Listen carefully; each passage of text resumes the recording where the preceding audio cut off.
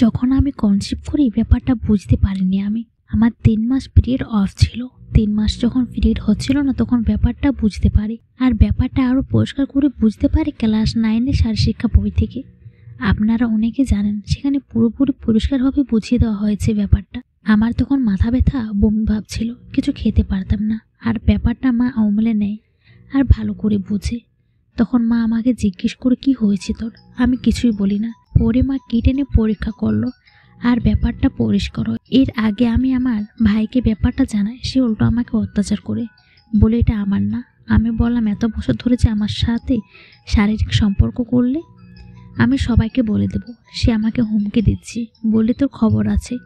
আমি ভয় পেয়ে যাই। মা আমাকে অনেক মারধর করে ব্যাপারটা গোপনে রাখে বাবা ভাইদের কাছ থেকে, আর বলে এটা কার বাচ্চা, কার থেকে পেট বাঁধিয়েছিস, আরও অনেক কথা। পরে মা বাচ্চাটা গোপনে নষ্ট করে ফেলে। তারপর আমাকে আর স্কুলে যেতে দেয় না। আমি স্কুলে যাওয়ার কথা বলে যেতে হবে না তোর স্কুলে, আবার পেট বাঁধানোর জন্য। তারপর মা তাড়াহুড়ি করে আমার বিয়ের জন্য বাবাকে বলে। বাবা তো এমনিতে আমাকে দেখতে পারে না, তাই কোনো রকম চাইছে আমাকে বিদায় করতে, কারণ আমি উল্টো ঝামেলা। এরই মধ্যে আমার ছোট ভাই মালয়েশিয়ায় চলে যায়। আমি ওই সময় অনেকবার মরতে চেয়েছি, পারিনি। অনেক মানসিকতা হতাশায় ভুগেছিলাম। এরপর একটা ছেলে আসে আমাদের পাশের গ্রামের। বাবা মা কোনো খোঁজ খবর নেওয়া ছাড়া আমাকে বিয়ে দিয়ে ফেললো। কি অদ্ভুত ব্যাপার, বিয়ের দিনে আমার কপালে একটা নাকফুলও জোটেনি। আমার বাবা বলতেছে ওনার মেয়ে না, ওনাদের বাড়িতে থাকতাম তাই বাবা ডাকে। এটা শোনার পর কষ্টে বুকটা ফেটে গিয়েছে। যাই হোক, শ্বশুর বাড়িতে আসলাম। একদম ভাঙাচোরা ঘর, 2টা রুম মাত্র। ঘর দেখে মাথা ঘুরল আমার।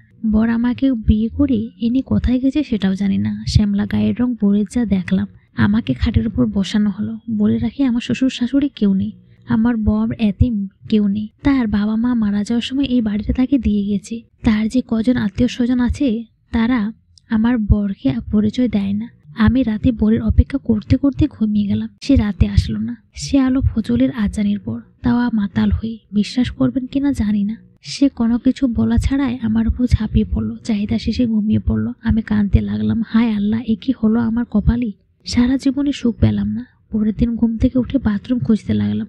ঘরে আর কেউ ছিল না, তাই তাকে ডাকলাম। সে আমাকে খুব খারাপ ভাষায় গালি দিয়ে বলল ঘুমাতে দে। আমি আর কিছুই বলিনি। আমি ঘরের মধ্যে বালতিতে পেশাব করলাম। ঘরের আশেপাশে একটা কলও ছিল না, অন্যের বাড়ি থেকে বানিয়ে আনতে হয়। আমি নতুন বউ, কোথায় যাব কিছুই চিনি না। গল্পটা কেমন হয়েছে অবশ্যই কমেন্ট করে জানাবেন।